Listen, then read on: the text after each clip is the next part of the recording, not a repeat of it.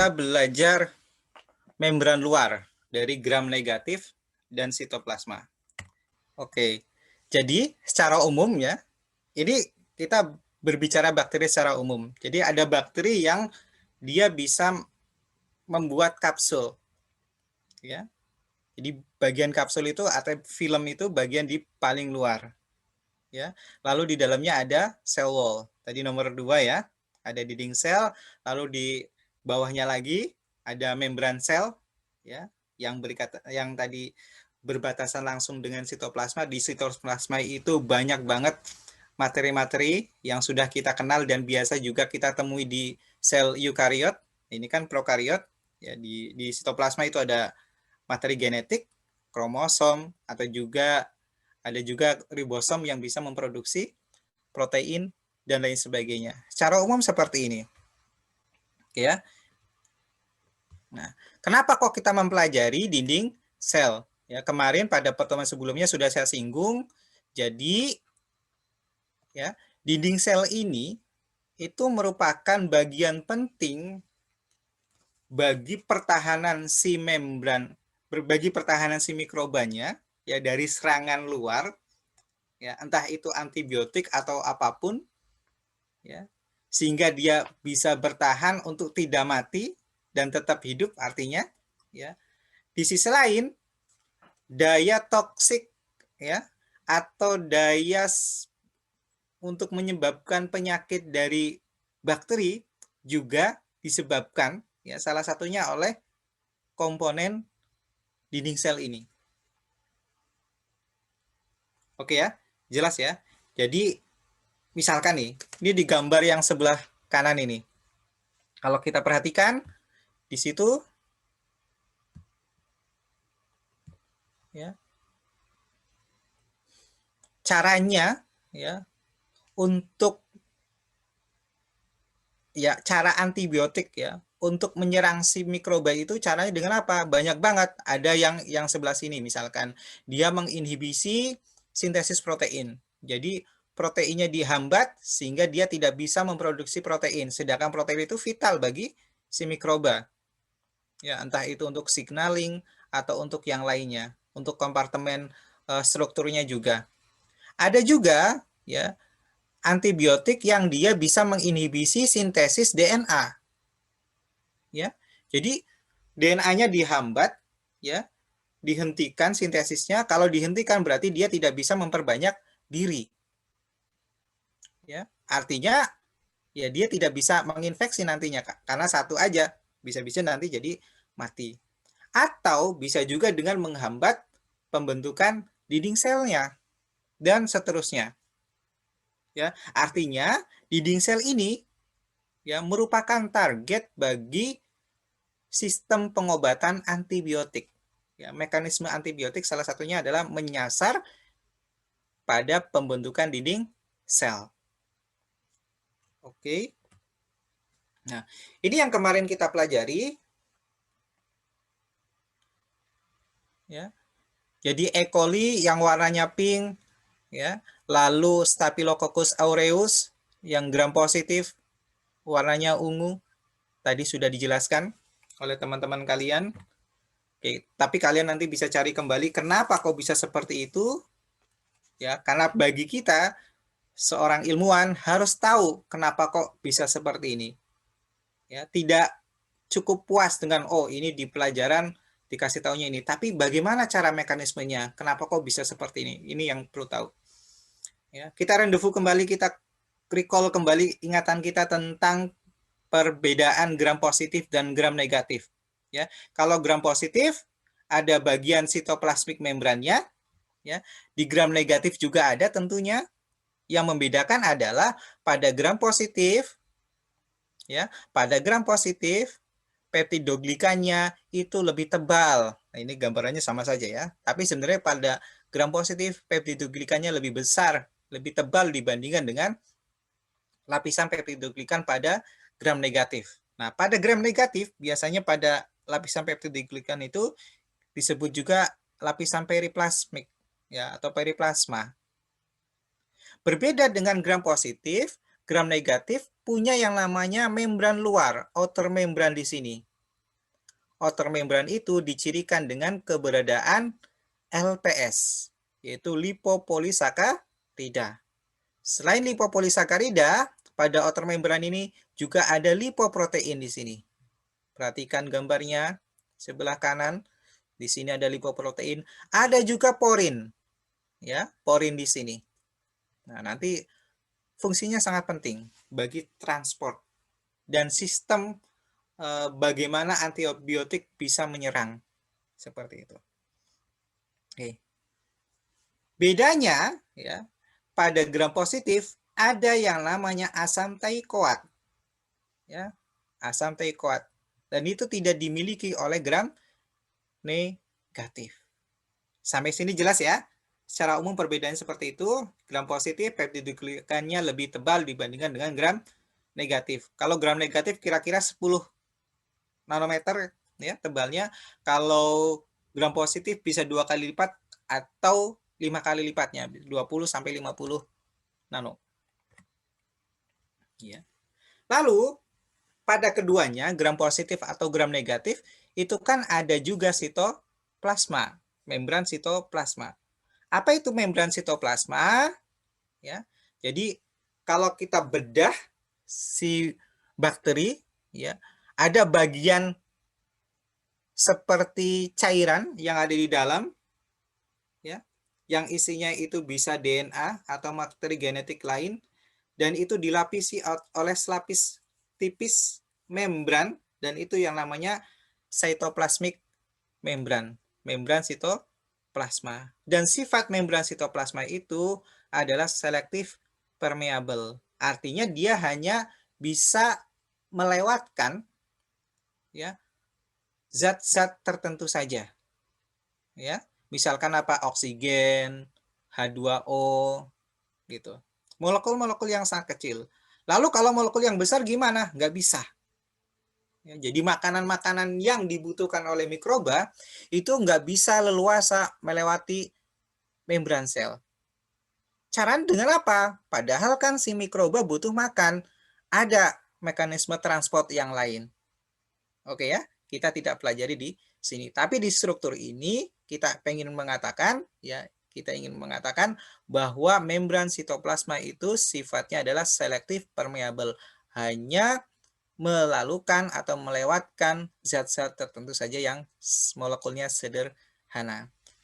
Dan pada membran sel itu juga tempat terdapatnya reseptor.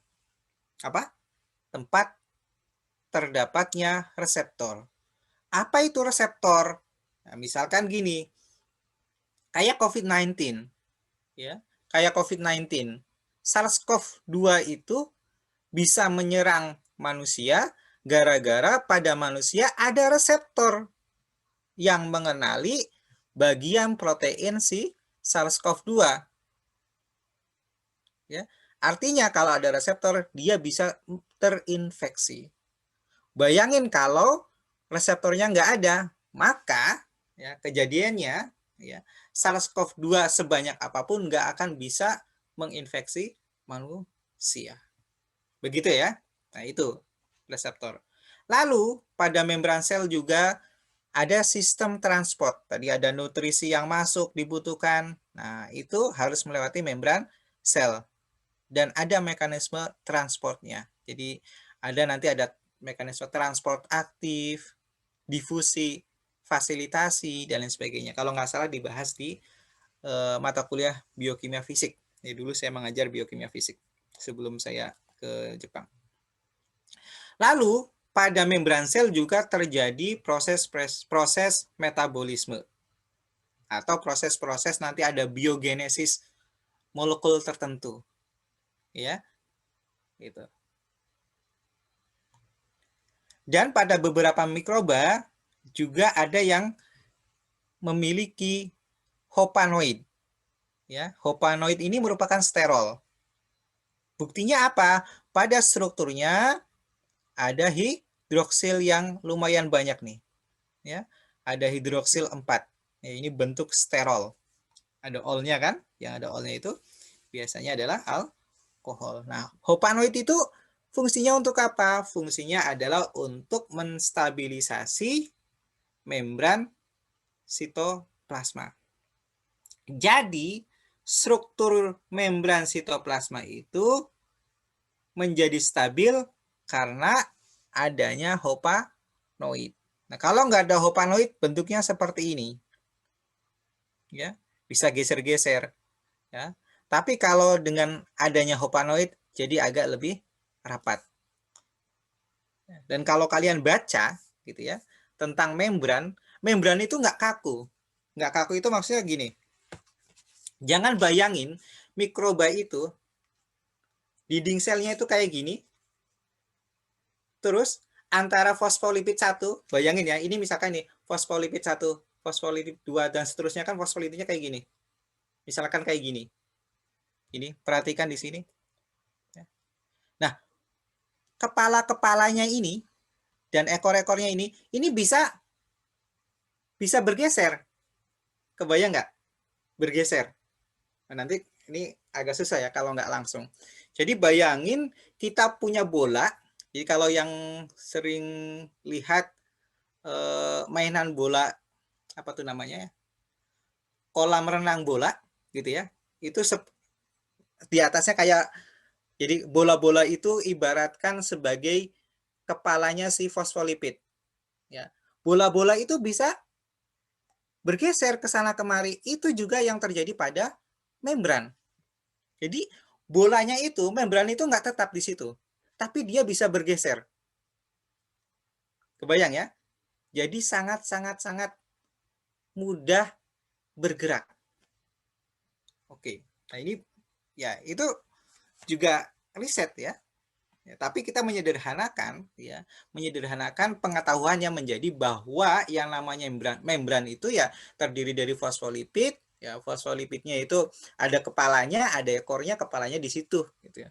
Padahal kepala dan ekornya ini bisa jalan-jalan gitu ya. Artinya apa? Ada yang namanya protein integral di sini dia juga bisa jalan-jalan seperti itu. Bisa bergerak. Oke. Kebayang ya? Nah, itu sel. Oke. Nah, tadi disinggung mengenai fosfolipid. Ya, fosfolipid. Fosfolipid. Ada fosfat, bagian fosfat. Ada lipid di sini. Ya. Fosfat muatannya ya ada muatannya, polar ya. Biasa kita sebut kepalanya itu polar, tapi ekornya berupa lipid dan ini non polar. Jelas ya? Fosfat polar, kalau ekornya lipid non polar. Oke, karena ada gugus polar dan non polarnya, maka fosfolipid di sini ya sering kali disebut sebagai molekul amfipatik. Jadi suatu molekul yang sekaligus punya dua muatan. Muatan yang punya dua muatan, maksudnya punya yang bermuatan ya, polar dan non polar. Ya, itu polar N. Jadi bagian hidrofilik yaitu fosfatnya ya, hidrofilik artinya dia nanti bisa berikatan dengan air ya, suka dengan air. Ada bagian yang non polar yaitu lipidnya dan dia merupakan hidrofobik. Kalau hidrofobik berarti dia tidak larut dalam air. Oke, dan kemarin pada pertemuan sebelumnya, pas membahas mikroba-mikroba yang bisa hidup pada suasana ekstrim, kondisi ekstrim, ya kita mengetahui juga ada modifikasi pada membran selnya. Ya, modifikasi di mananya? Di saturasinya. Ya, di saturasinya. Jenuh atau enggak jenis lipid yang menyusun membran selnya. Oke. Kalau jenuh gitu ya, banyak apa sifat efeknya terhadap sifat fluiditas si membran? Kemarin kita sudah bahas. Artinya saturasi di membran, di lipid membran itu nanti akan menentukan atau merefleksikan lingkungan yang cocok bagi mikroba tersebut. Nah, kalau kita perhatikan di gambar ini, ya, selain fosfolipid, ada juga bagian protein, ya kan? Nah, kita mengenal ada protein periferal. Ya, periferal itu protein yang yang berada di tepi saja. Nih, di tepi ini protein periferal. Ada juga protein integral, artinya dia melintang, ya, melewati si membran fosfolipid. Nah, seperti ini. Jadi periferal cuma di ujung-ujung saja di sini maupun di sini. Kalau integral dia harus melintang dan bisa terlihat dari atas maupun terlihat dari bawah. Oke. Nah, protein periferal ya biasanya protein yang dia sifatnya gunanya sebagai enzim atau mengkatalisis sesuatu atau sebagai transporter. Artinya dia bisa membawa senyawa tertentu keluar masuk sel, ya. Sedangkan protein integral itu bentuknya seperti ini, bisa alpha helix, ya, khususnya jenis-jenis reseptor, ya. Bisa juga bentuknya seperti ini, helical bundle atau beta barrel, ya. Nah, ini bergantung pada fungsinya. Tapi ya, yang ingin saya katakan di sini ada jenis protein periferal dan ada protein integral. Kalau periferal karena dia nggak tertanam langsung di membran fosfolipid, ya, maka dia sangat mudah untuk bergeser dan ketika ada gangguan sedikit dia bisa lepas dari membrannya. Tapi kalau integral dia nggak mudah untuk dilepas. Oke ya, nggak mudah untuk dilepas. Kenapa kok kita mempelajari gram negatif? Nah, pertanyaan seperti itu. Ya tadi, gram negatif, dinding selnya tipis, ya. Kalau dibandingkan dengan gram positif, ya, kalah ketebalannya. Tapi meskipun tipis, ya, dia termasuk kuat. Ya, kenapa? Ya, nanti kita pelajari. Ya, jadi di membran di gram negatif ini, ya, ada struktur lain. Kalau kita perhatikan di gambarnya sebelah kanan ini, ada struktur outer membran. Ya, outer membran ini terdiri dari lipopolisakarida. Lipopolisakarida ini ada yang namanya lipid. Ini yang tertanam di sini lipidnya. Oke. Kepalanya disebut lipid A di sini. Lipid A. Di bagian atasnya lagi ada inti polisakarida. Di atasnya lagi sini ada yang namanya O polisakarida atau ada yang mengatakan O antigen atau oligosakarida nantinya. O oligosakarida. Oke. Dan ini unik terdapat pada gram negatif. Dan lipopolisakarida ini akan menentukan daya toksisitas atau endoksin si gram negatif. Kalau dia mempengaruhi kemampuan toksisitasnya, artinya dia akan berpengaruh juga terhadap apakah dia bisa menstimulasi munculnya respon imun pada hewan atau pada tanaman atau pada manusia yang terinfeksi oleh gram negatif tersebut atau tidak. Oke ya. Nah, kalau kita zoom, ya, kalau kita zoom, nah, bagian outer membran ini, nah, di sini nih, outer membran ini, ya, di sini ada lipid, ada bagian inti polisakarida, di sini ada O antigen. Oke, jelas ya? Oke. Dan ini cukup menjadi barir, menjadi penghalang, ya, yang bisa mempertahankan bagian dalam si gram negatif. Jadi meskipun gram negatif peptidoglikannya tipis, tapi dia ada struktur outer membran dan dia kuat. Lalu apa yang menyusun lipopolisakarida? Lipopolisakarida. Kalau dari namanya lipopolisakarida, lipo berarti lipid, ada komponen lipidnya. Polisakarida berarti ada komponen karbohidratnya. Jadi intinya di lipopolisakarida ada bagian lipidnya, ada bagian karbohidratnya. Lipidnya itu apa? Perhatikan di sini di bagian bawah. Ada yang namanya lipid A. Ya. Lalu dia berikatan dengan ini karbohidrat. Ini juga karbohidrat. Makanya disebut lipopolisakarida. Dan lipopolisakarida ini sangat berperan penting bagi fungsi dan struktur bagian luar si gram negatif. Ya. Dan seperti yang dikatakan sebelumnya bahwa lipopolisakarida akan menentukan toksisitas si gram negatif. Ya. Terdiri dari lipid A, sifatnya dia hidrofobik tentu saja karena dia lipid. Oke ya. Dan dia bertanggung jawab untuk daya toksisitas si gram negatif. Ada juga inti polisakarida di sini. Ya, inti polisakarida dan sifatnya hidrofilik. Ya, sifatnya hidrofilik.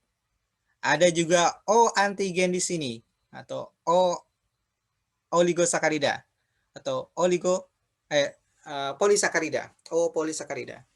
Ya, dan itu akan berperan pada pengklasifikasian ya struktur O antigen ini ya akan sangat berperan pada pengklasifikasian. Jadi gram negatif diklasifikasikan lagi ya berdasarkan jenis O antigennya. Penyusun di O antigennya itu apa saja. Nah, itu. Itu namanya bacterial serotype. Nanti kalian cari tahu ya. Bacterial serotype itu apa? Ya, PR-nya itu. Lalu kita kupas satu-satu. Ya, ada yang namanya lipid A. Ya, lipid A yang di bagian bawah ini. Yang kita perlu ketahui bahwa yang namanya lipid A itu adalah daerah yang conserve. Apa itu daerah conserve? Artinya daerah yang lestari. Lestari itu apa maksudnya? Jadi bakteri itu kan bisa beranak pinak. Bisa membelah diri, oke kan? Memperbanyak diri. Gitu.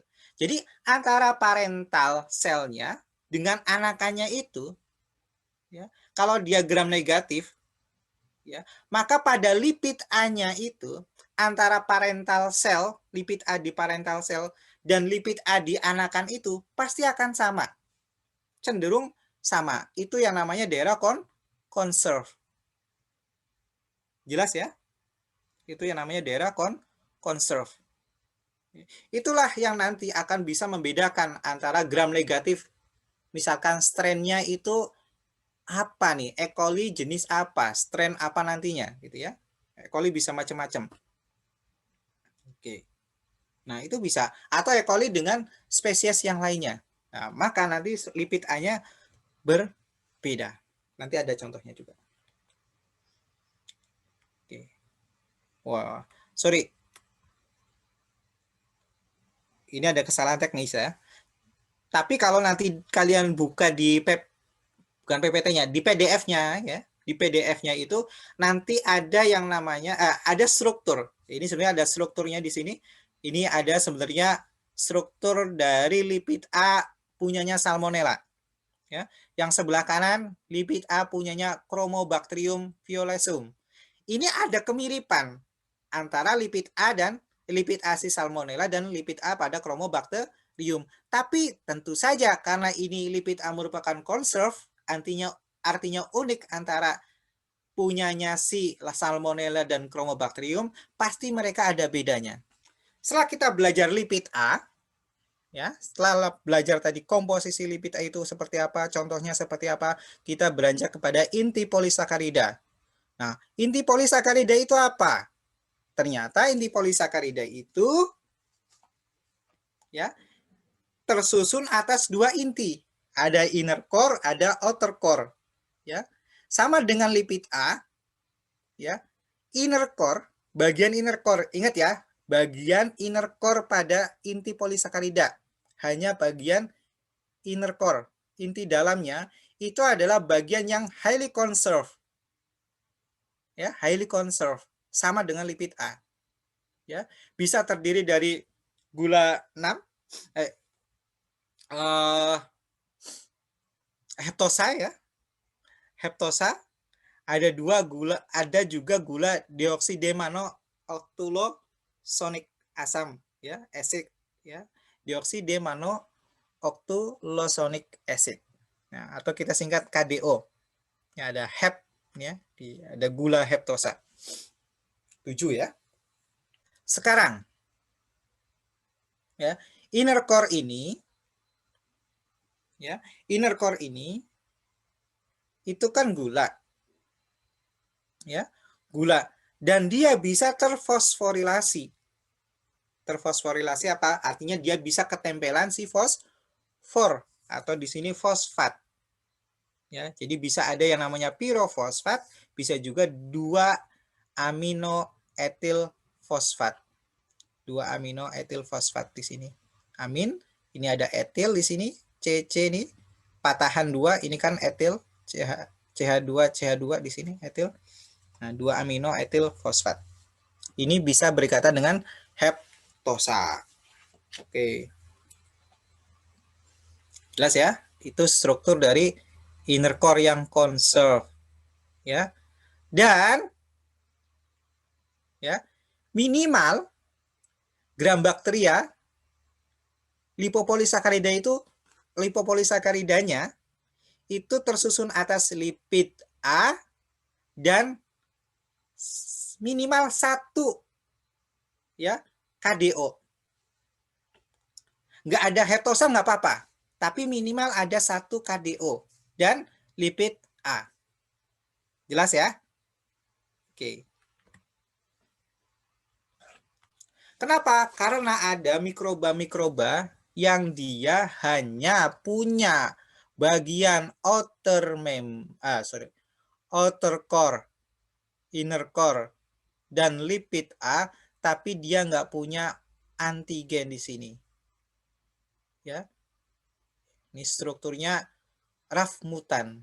Jadi kalau nggak ada bagian smoothnya, maka di sini cuma punya outer core, inner core, dan lipid A, maka disebut RAF mutan. Tapi kalau ya dia punya semuanya, antigen, polisakarida, inti polisakarida, dan lipid A, maka disebut smooth. Ya, artinya biasa aja. Ya. Tapi minimal tadi kan punya lipid A dan 1 KDO. Nah, kalau hanya ya lipid A dan KDO saja, maka disebut deep RAF mutan. Oke ya? Dan kita beranjak ke O antigen atau O polisakarida atau O oligosakarida. Nah, namanya juga oligosakarida, berarti dia ada sakaridanya. Ya, ada gulanya. Ya. Bisa tersusun atas 2 sampai 6 gula. Ya, dan ini strukturnya ini antigen ini itu bisa bervariasi antar satu spesies dengan spesies yang lainnya. Bahkan di antar spesies itu dia juga berubah. Artinya dia daerah yang nggak conserve. Ya. Tapi dia sangat berpotensi untuk menjadi ya penguat toksisitas si bakteri gram negatif. Ya, implicated in the potential virulence of pathogenic strain. Jadi dia akan mempengaruhi virulensinya. Oke. Lalu kita akan belajar kenapa kok lipopolisakarida. Ya, kenapa kok kita belajar lipopolisakarida? kita kok mempelajari lipopolisakarida. Sebelum ke slide ini, saya pengen menyampaikan bahwa liposakarida itu ya secara terpisah. Kalau nggak ada, jadi lipopolisakarida itu kan struktur di outer membran bakteri gram negatif. Si lipopolisacaridanya itu sendiri fungsinya itu untuk menginfeksi, memperkuat infeksi. Oke, cara dengan apa? Misalkan nih, jadi sel imun kita itu ada yang namanya di tubuh kita ada yang namanya makrofag. Ya, makrofag itu bisa digunakan untuk ini ya, untuk apa istilahnya ya? Untuk membantu kita mempertahankan diri ya dari serangan-serangan penyakit. Nah, si bakteri ini khususnya lipopolisacaridanya itu dia akan menginfeksi bagian makrofag dan mengaktifasi si makrofag tersebut sehingga memunculkan respon imun. Ya. Respon imun. Nah, respon imunnya seperti apa? Misalkan ya terbentuk demam, benar nggak kalimat saya? Jadi salah satu bentuk respon imun ya itu kan demam. Jadi kalau kita demam artinya tubuh kita merespon ada sesuatu yang masuk yang nggak dikenali oleh tubuh kita. Ya misalkan kalau flu, ya kalau suatu fase tertentu setelah bersin masuk dalam tubuh terus suhunya jadi tinggi, misalkan lebih dari 37 derajat. Itu adalah suatu respon dari adanya infeksi, entah itu dari bakteri atau dari kalau flu misalkan dari virus. Atau misalkan luka, di daerahnya yang luka itu ada inflamasi, itu juga merupakan suatu respon. Oke, jelas ya, apalagi ada infeksi bakteri misalkan. Oh, jadi apa tuh? Bertambah parah. Nah, kenapa? Karena ada infeksi khususnya stimulasi oleh lipopolisakarida. Tapi ilmuwan-ilmuwan saat ini ada yang meneliti ya bagaimana pengaruh si lipopolisakarida ke makrofag. Ya, hanya lipopolisacaridanya ya, tidak melibatkan apa? Tubuh si mikroba secara utuh. Jadi hanya lipopolisacaridanya. Pada tahap tertentu, ternyata lipopolisakarida itu bermanfaat untuk mengaktifasi si makrofag. Sehingga nanti bisa digunakan untuk apa ya? Memproteksi. Itu seperti apa ya? Vaksin. Vaksin itu kan salah satu caranya adalah dengan mengisolasi bagian tertentu ya, misalkan protein tertentu ya di apa tuh yang dia mencirikan khusus si virus tersebut, misalkan SARS-CoV-2 ya, COVID-19 ya kan, ada protein tertentu yang dia unik ya. Jadi kalau ada protein itu pasti dikenali oleh reseptor tubuh kita ya, maka isolasi saja protein itu, diisolasi gitu ya. Jadi kita nggak keseluruhan memanfaatkan whole body of the virus, but only this protein ya. Kita otak-atik, jadilah nanti mekanisme ya pembuatan vaksin seperti itu ya. Kalian lebih paham ya karena belajar juga molekuler. Nanti di bagian biokimia mikroba juga nanti akan disampaikan ya di bagian UAS. Ya, intinya seperti itu. Ya, jadi ilmuwan-ilmuwan sudah mempelajari bagaimana ya memanfaatkan lipopolisakarida yang awalnya dia sebenarnya negatif bagi kita, tapi ternyata bisa dimanfaatkan. Kenapa bisa memanfaatkan? Karena kita tahu cara kerja aktivasi dari lipopolisakaridanya. Oke. Lalu di sini, bagaimana lipopolisakarida mengaktifasi makrofag? Jadi, lipopolisakarida itu bisa mengaktifasi makrofag karena di makrofag itu ada reseptor. Ada reseptor namanya apa? TLR4. Ya, TLR4. Nah, ini spesifik. Ya, dia lipopolisakarida dari gram negatif bakteria akan terikat ke situ karena nanti akan mengaktifasi sistem yang ada di makrofag. Ya, nanti makrofag tersebut akan menstimulasi pembentukan respon imun. Nah, selain TLR4, ya, makrofag juga sebenarnya punya reseptor lain. Ada yang namanya TLR2. Tapi TLR2 ini ya, dia bisa diaktifasi ya, bisa menangkap glukan atau peptidoglikan yang bukan dari gram negatif bakteria, misalkan dari bakteri asam laktat. Ya. Tapi beda banget ya antara TLR2 dan TLR4 ya. Kalau di sini dikatakan ya, in order to activate macrophage to the same extent, peptidoglican and beta glucan ya membutuhkan 1000 sampai 10.000 kali ya jumlah LPS. Artinya LPS sangat sensitif. TLR4 sangat sensitif terhadap keberadaan LPS di gram negatif bakteria. Oke. Lalu bagaimana kok si bakteri ini bisa resisten ya terhadap antibiotik? Ternyata ya salah satu yang berperan adalah outer membran. Ya, jenis-jenis antibiotik ya seperti beta-lactam, ya beta-lactam atau antibiotik yang lain ya itu nyerang di bagian outer membran ya.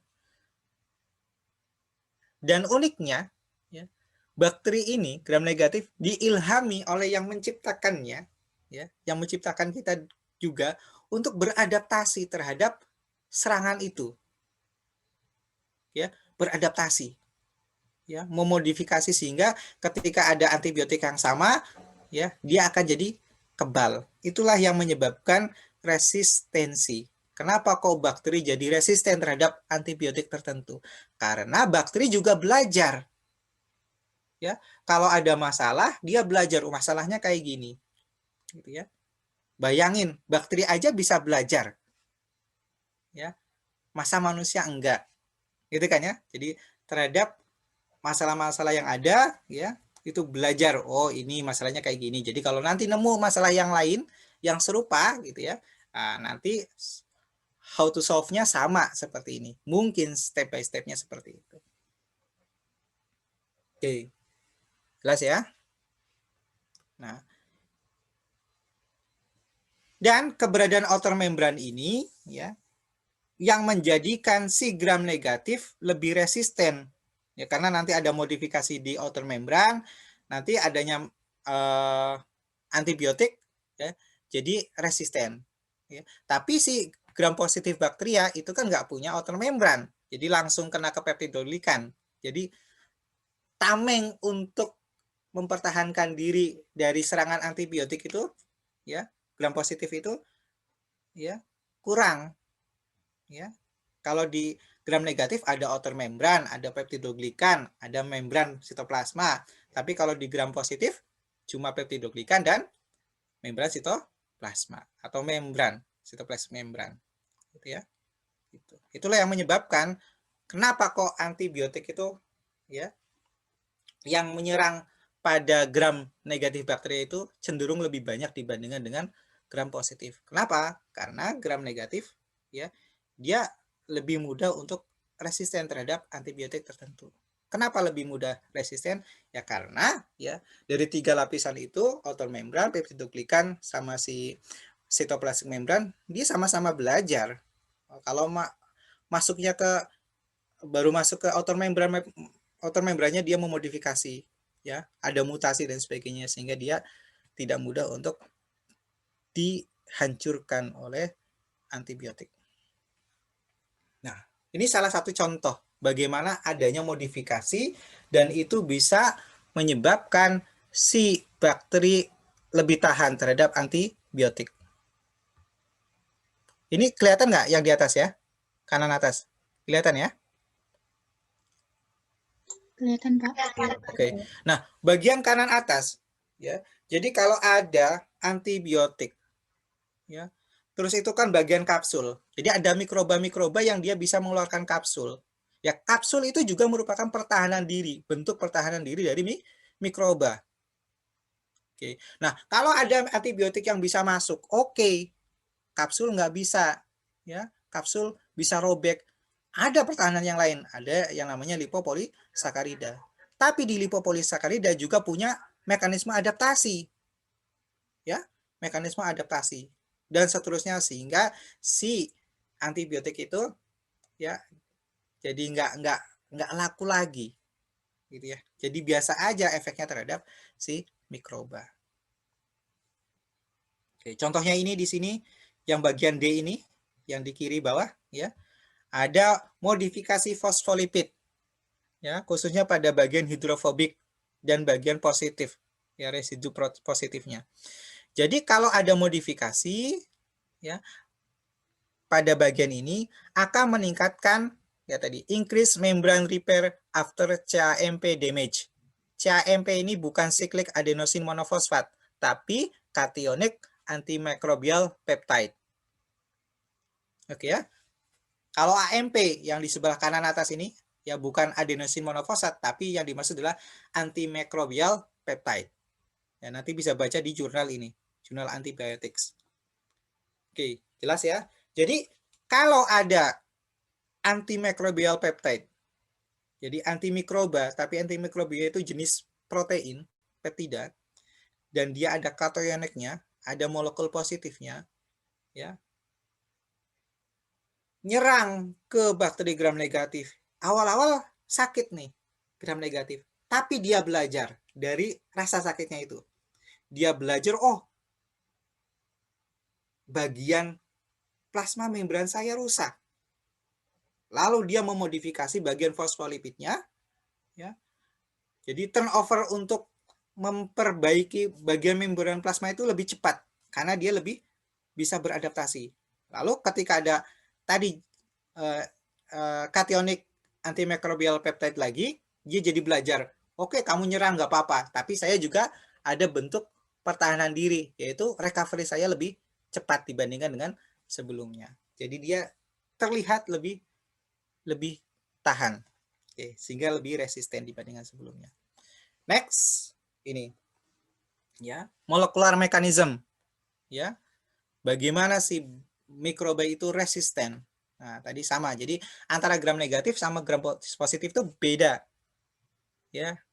Bagaimana dia bisa mempertahankan diri dan dia bisa resisten terhadap antibiotik. Ya, cara ini bisa dengan mengubah porinnya. Tadi saya jelaskan pada bagian gram negatif itu ada struktur porin, ya, ada antibiotik yang bisa masuk ke bagian porin. Padahal porin itu fungsinya adalah untuk transport molekul tertentu yang berguna bagi mikroba, tapi itu juga bisa jadi jalan malapetaka si gram negatif karena ada antibiotik yang nyerangnya masuk ke porin. Nah, kalau sudah masuk ke situ, maka si bakteri ini akan belajar, oh, ada nih tamu asing yang masuk ke porin. Lalu terjadilah mutasi, artinya perubahan pada struktur porin, sehingga nanti antibiotik nggak bisa masuk lewat porin. Ya, karena spesifik tuh. Antibiotik itu sifatnya yang bagus itu spesifik. Kalau yang broad, wide itu gimana ya nggak apa-apa, tapi kadang bisa mematikan sel-sel yang lain. Tidak hanya mikroba tersebut, tapi sel yang lainnya. Nah, ini adalah how to create or synthesize lipopolisakarida. Jadi lipopolisakarida itu dibentuk pada bagian sitoplasma, ya, khususnya di bagian membran dalam, ya, di bagian dalam. Nah, ini perhatikan di sini ada lipopolisakarida sini, ya. Awalnya dibentuk di bagian sitoplasma, lalu ditransfer keluar menuju sitoplasma, periplasma, melalui proteinnya namanya MSBA, ya, lalu bener gak nih namanya digotong atau melalui jembatan, ini jembatan LPTD, ya, LPTA di sini, LPTA bridge di periplasmik, lalu menuju ke bagian outer membran, ya, di outer membran ini oleh LPTD ya akan ditempatkan pada bagian lipopolisakarida lain. Jadi diikatkan dengan lipopolisakarida lain yang sudah ada. Ya, intinya seperti itu. Nah, nggak usah.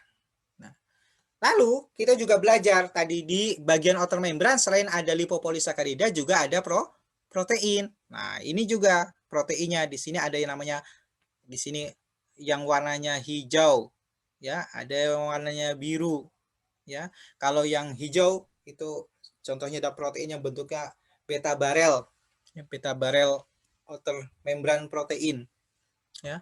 Maka yang biru ini dia akan dikawal oleh chevron ya, molekul chevron ya. Kalau yang hijau ya, dia akan melalui bagian sek di sini ya, lalu ditransfer ya melalui periplasma menuju ke outer membran. Intinya begitu. Oke. Sampai sini ada yang tanyakan?